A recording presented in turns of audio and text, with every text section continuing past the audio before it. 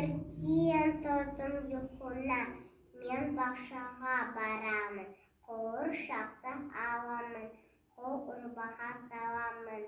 Бізге толам ақпанда, мен ересек баламын.